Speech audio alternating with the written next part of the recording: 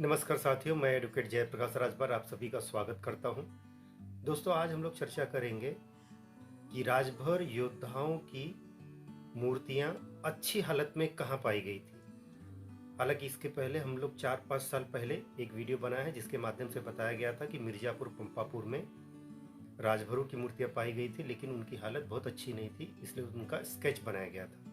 तो आज हम लोग चर्चा करेंगे कि अच्छी हालत में मूर्ति कहाँ पाई गई थी। देखिए आगे। तो दोस्तों, हम लोग देखेंगे कि भर योद्धाओं की मूर्ति अच्छी हालत में कहाँ प्राप्त हुई थी। काफ़ी रोचक जानकारी है, बने रही हमारे साथ। ये डिस्क्लेमर है और बार बार बताया गया है। ये शोधकर्ताओं की जुबानी है कि भर खुद अपने प्राचीन इतिहास को नहीं जानते हैं, अपने स्वर्णिम इतिहास को नहीं जानते हैं। और भर का ये डेफिनेशन है, जो लोग बताते हैं कि 53 जातियाँ या 200 जातियाँ 300 जातियाँ, ऐसा कुछ भी नहीं है। भर ट्राइब एक है और उसको कई नामों से जाना जाता है। उसको 3 या 4 नामों से जाना जाता है, जैसे राजभर, भरत, भरपुतवा। इसके अलावा कोई भी उपजाति अभी तक किसी भी शोधकर्ताओं ने नहीं बताया है। और इसके अलावा यदि राजनीति करने वाले बताएं तो वो अलग बात है। ये सारी जानकारियां हैं जो बार बार दिया गया है, आप स्क्रीन पर है, देख सकते हैं, पढ़ सकते हैं, जान सकते हैं। और आगे बढ़ते हैं और देखते हैं कि वो जो प्राचीन मूर्तियां थी वो कहाँ मिली और किस सन में मिला और क्या हालात थे और हुआ क्या। बहुत ही रोचक है जानकारी। तो उस समय कुछ खुदाई जैसा कुछ हो रहा था और खुदाई में कुछ मूर्तियां मिली हैं, उसके ऊपर कुछ लिखा हुआ भी था। क्या था वो आप एग्जैक्ट यहाँ देखिए। These statues were discovered underground by some Bairagis about year 1850 AD। बताया जा रहा है कि these statues मतलब कई मूर्तियाँ, स्टैचू मतलब मूर्ति, statues मतलब कई मूर्तियाँ खोजी गई। डिस्कवर्ड माने खोजी गई, अंडरग्राउंड माने ज़मीन के भीतर बैरागीज द्वारा यानी साधु संतों के द्वारा खोजी गई 1850 में। Who had their discovery widely proclaimed by beat of drum setting forth that Jagannath had appeared to them in dream and had indicated to them where he laid conceal in the ground। वो बताते थे कि यह जगन्नाथ भगवान की मूर्ति लग रही है और उन्होंने काफ़ी शोर किया, काफ़ी लोगों को बुलाया और काफ़ी भीड़ हो गया। फिर ये सेकंड पैरा में देखिए, for one season the imposition took and thousands of Hindu made their offering at New Sharin। और उसके बाद हजारों जो श्रद्धालु लोग हैं वह वहाँ आने लगे और ऑफरिंग मतलब पूजा पाठ करने लगे, उनका जो है स्वागत करने लगे उन मूर्तियों का। उसके बाद ये जो यहाँ है, यहाँ देख रहे हैं, तो उसके बाद the great was there disgust when the fact was afterwards revealed by learned pandit that the images pertain to the भर।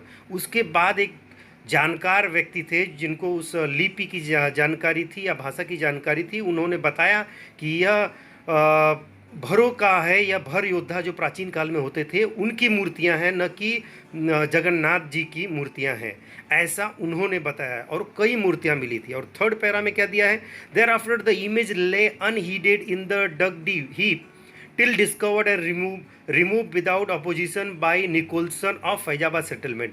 वहाँ बताया जा रहा है कि जो अधिकारी थे जो फैजाबाद भूमि सेटलमेंट करने के लिए आए थे, उन्होंने उसको डिस्कवर्ड किया और रिकवर किया, रिमूव किया, यानी वहाँ से उन्होंने उस मूर्ति को निकाल लिया, उन मूर्तियों को निकाल लिया और उसको सुरक्षित कहीं किसी स्थान पर रख दिया।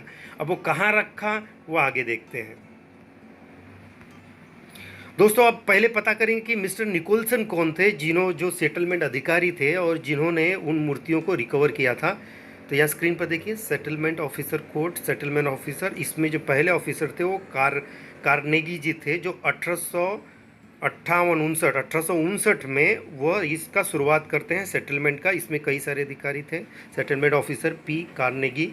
उसके बाद यहाँ देखिए मिस्टर के निकोलसन, ये असिस्टेंट कमिश्नर थे। क्या थे ये असिस्टेंट कमिश्नर थे जिन्होंने उन मूर्तियों को रिकवर किया था।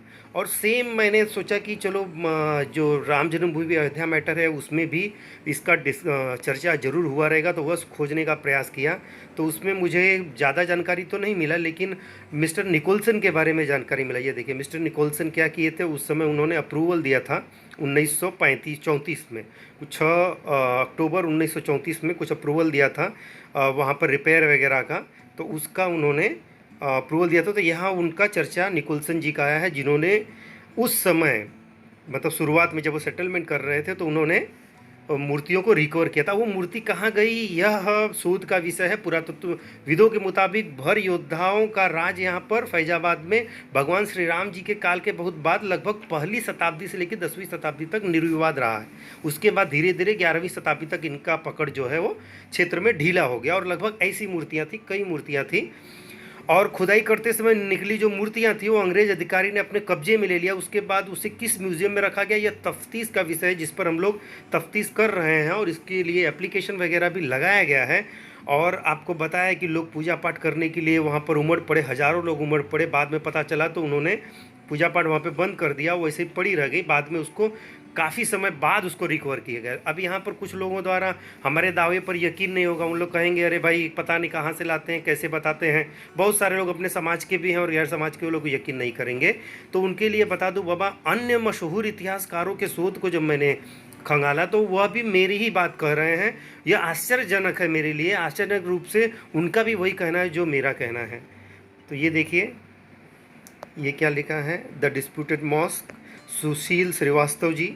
और वो कहते क्या है, क्लेम दैट, यहाँ पे देखिए अयोध्या में किसका जन्म हुआ, तीर्थंकर का जन्म हुआ, भगवान विष्णु के अवतार का जन्म हुआ, ये सारा चीज़ भगवान श्री राम का जन्म बता रहे हैं, इसी किताब में लिखा है। और ये भी कह रहे हैं the statue were discovered underground by some bairagi about year AD 1850।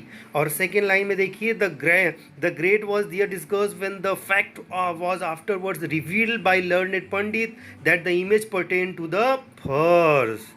यानी कि जो सब लोग कई दिनों तक पूजा पाठ किए और पूजा पाठ करने के बाद उनको लगा कि नहीं किसी देवता का मूर्ति है।